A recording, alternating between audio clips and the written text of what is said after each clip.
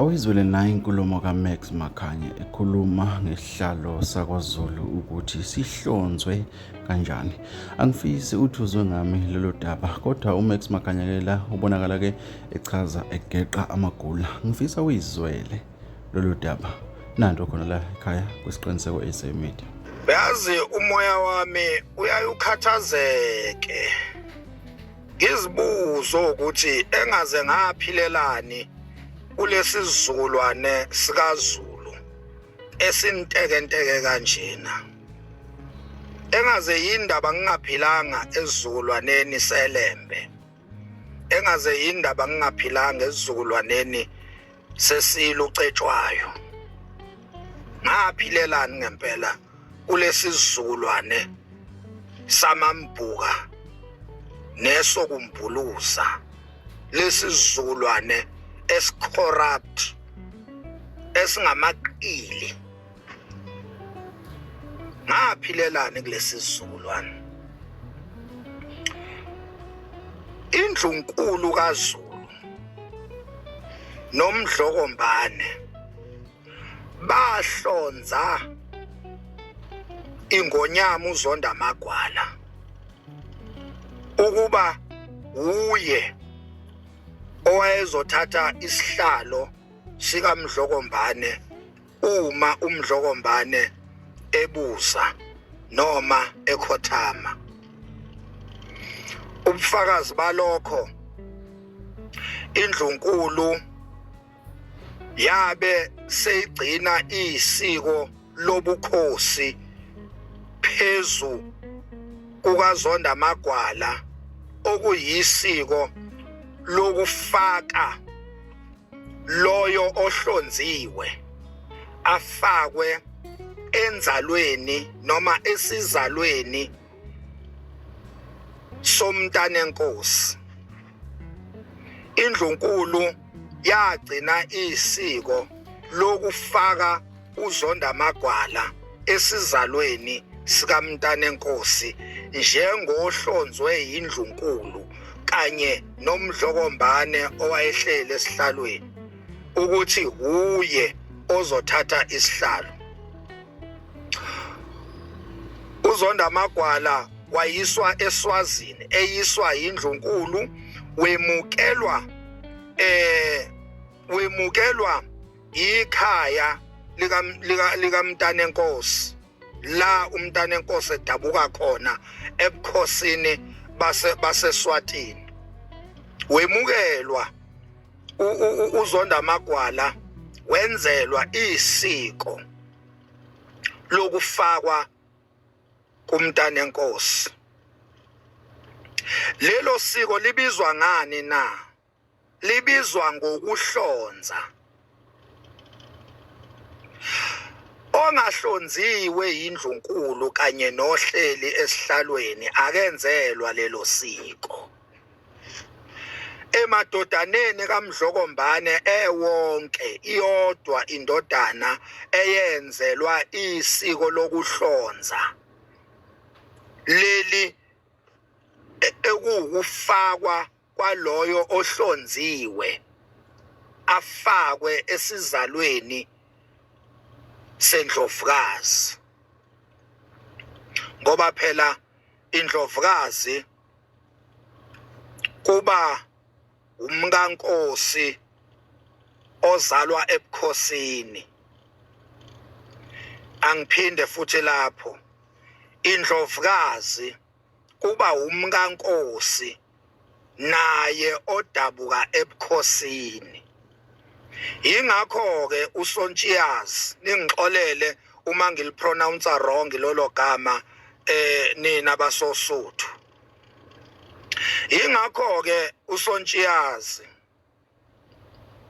wayeyindlovukazi yasebukhosini basoSuthu kwaZulu. Ucetshwayo wafakwa ngalo lolu siko lokuhlonzwa, wafakwa esizalweni sendlovukazi ngoba unina, ubiological mother wakhe ucetshwayo wayengazalwa ebukhosini, kodwa indlunkulu kanye nowayehleli esihlalweni okuwumpande wamhlonza uLokhuza, wamhlonza uCetshwayo ukuba kube nguye ozongena esihlalweni. uCetshwayo ke ayikho inkosi yasoSuthu eyake yahlonzwa ikwi-age kaCetshwayo. uCetshwayo wahlonzwa emncane kakhulu, ehlonzwa umpande kanye nendlunkulu yasoSuthu. Noma wayengazalwa, noma unina kaCetshwayo wayengazalwa ebukhosini, kodwa ngoba umunwe weinyandezulu zasoSuthu nendlunkulu yasoSuthu kanye nowayehleli esihlalweni okuwubaba kaCetshwayo umpande, benza isiko lokuhlonza ngokumfaka esizalweni sendlovukazi uSontshiyasi. Same thing eyenzeke kwingonyama uZondamagwala, ngoba uma kaZondamagwala akazalwa ebukhosini, kodwa umunwe wendlunkulu nobehleze esihlalweni okumdlokombane kanye neyinyandezulu wamkhomba uZondamagwala ukuthi kube nguye ozothatha isihlalo.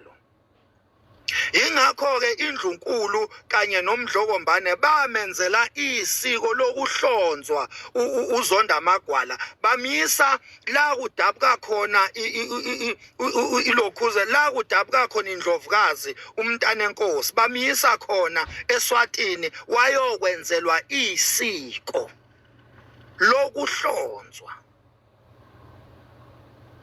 Uma sithi sithanda ubukhosi bakwaZulu, sikhuluma ngokumela amaqiniso alobo bukhosi, asikhulumi ngokumbhuluza, ngoba sibona ukuthi ibhodwe liconsa ngapha ebese siyambhuluza siyokhongozela. Cha, sikhuluma ngokumela iqiniso elikhokhayo noma elingakhokhiyo, ngoba siyo-enjoya kanjani inkokhelo esiyithole ngokumbhuluza. Sithi siyayithanda indlunkulu kanti asiyithandi, siyayizonda, siyithanda ngezisu, sifuna ukuzongena emaphaketheni nasey'swini zethu. Ukumbhuluza lokho akulona uthando lwendlunkulu lolo. Nina bantu eneseka umntwana uMisizulu, animthanda, aniyithanda indlunkulu, niyayizonda indlunkulu. Nina nihlangene nepolitiki ukubhidliza nokuqeda nya ngombuso kaZulu, ikhona kuzobusa ipolitiki kwaZulu. Nina enithi neseka uhlangothi likaMisizulu, niyayizonda indlunkulu kaZulu, anifuni. Ingakho nidayisa ngayo eSwatini, ingakho nidayisa ngayo kwipolitiki nina, ngoba phela lo enimesekayo uyipolitician, lo enimesekayo uSonto kwaShembe. Niyayizonda indlunkulu nina, nihlangene nesonto lakwaShembe kanye nepolitiki nombuso waseSwatini ukuqeda nya ngoZulu. Ngoba uma sikhuluma ngoZulu, sikhuluma ngokuthi ubani ohlezi esihlalweni, uhlonzwe ngubani, wahlonzwa kanjani. Uma sikhuluma ngothando, sithi siyawuthanda uZulu, sikhuluma ngaleyo nto, ukumela amaqiniso. Sengichazile ukuthi ohlonziwe uhlonzwe ubani kanjani. Lo enimesekayo nina uhlonzwe ubani, uhlonzwe kanjani? Uhlonzwe umntwana akaphinda angene?